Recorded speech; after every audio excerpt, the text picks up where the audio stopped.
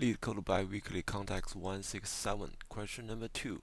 Longest Fibonacci subarray.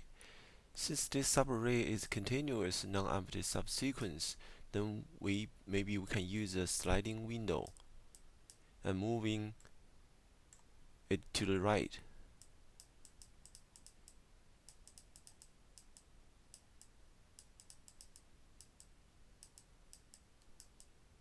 We can start from something like with a length of window of 2. Then while the size of window increasing, we update the maximum number of this length of subarray until we get to the end of this string. We will find out the longest length.